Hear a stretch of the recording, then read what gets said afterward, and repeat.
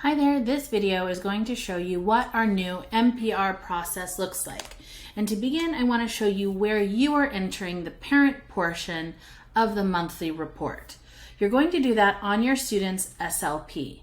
Now, we did not ask you to do that for MPR number 1 because all that we were doing was reporting on September 6th to the 10th, and all that we had asked you to do is review your curriculum, get ready for the new curriculum and schedules and routines, and be ready for a strong school year. So we did not ask you to complete anything for that MPR. However, with that said, you will see that your teacher, by the time we get to reflection week, will have posted here in the teacher comments. And I'm going to show you what that's going to look like. I'm going to pretend that I had these, I just got some comments ready for the purpose of this video. They would appear here. All your teachers are working on those right now, and they will be ready for you.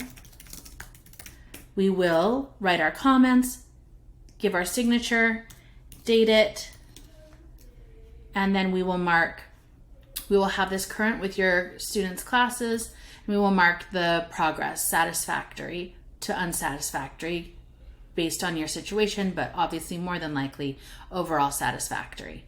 Okay?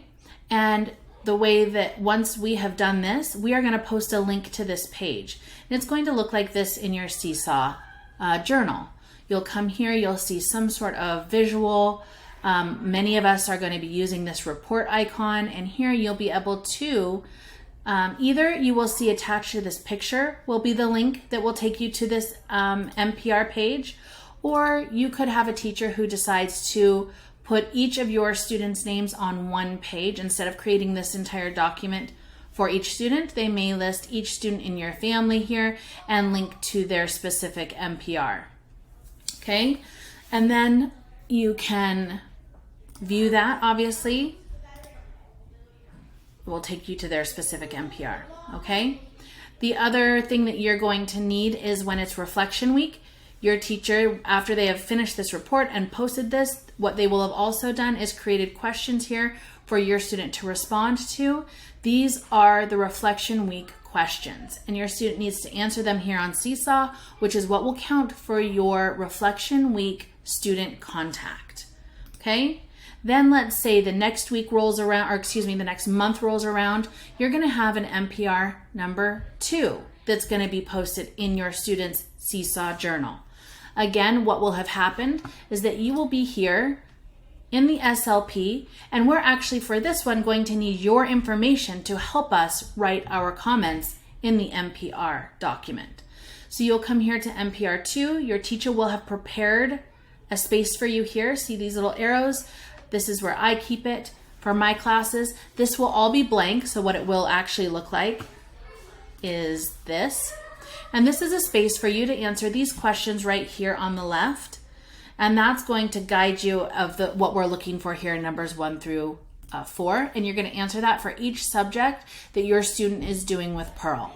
Here are some examples that you can look at your convenience if you would like to see what some ideal comments or answers from parents might be. All right. And we will then use this to create the next month's MPR comments. Right here we'll say, another great month of learning for you.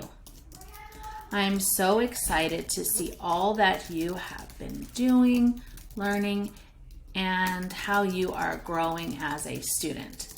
We will continue on with that, giving specific examples or commenting on particular subjects that your student is learning, as we've observed through all the Seesaw posts and based on where you're telling us they are on their SLP.